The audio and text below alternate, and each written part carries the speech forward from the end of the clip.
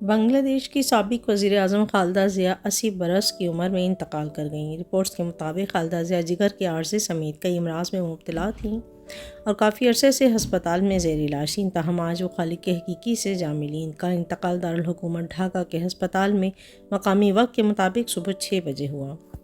گزشتہ روز ڈاکٹروں نے ان کی حالت کو انتہائی تشویشناک قرار دیا تھا۔ اس حوالے سے ان کا علاج کرنے والے میڈیکل بورڈ کے رکن ڈاکٹر ضیاء الحق کا کہنا تھا کہ خالدہ ضیاء کو لائف سپورٹ پر رکھا گیا ہے اور باقاعدگی سے ڈائلسس کیا جا رہا ہے۔ انہوں نے بتایا کہ جب بھی ڈائلسس روکا جاتا ہے تو ان کی حالت میں نمایاں طور پر بگاڑ آ جاتا ہے۔ ان کا کہنا تھا کہ زیادہ عمر اور متعدد پیچیدہ بیماریوں کے باعث ایک ساتھ ہر بیماری کا علاج ممکن نہیں رہا۔ خالدہ ضیاء بنگلہ دیش کی معروف سیاستدان تھیں، جنہوں نے 1991 سے 1996 اور پھر 2001 سے سن 2006 تک ملک کی وزیر اعظم کے طور پر خدمات انجام دیں۔ وہ بنگلہ دیش کی پہلی خاتون وزیر اعظم تھیں، جبکہ انہیں مسلم دنیا میں بے نظیر بھٹو کے بعد دوسری خاتون وزیر اعظم ہونے کا اعزاز بھی حاصل تھا۔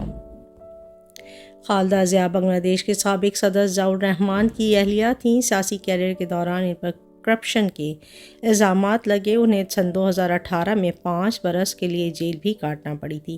عوامی لیگ کی لیڈر شیخ حسینہ واجد سے ان کی طویل سیاسی رقابت بھی رہی۔ بالآخر شیخ حسینہ واجد کو پچھلے سال حکومت چھوڑنا پڑ گئی تھی۔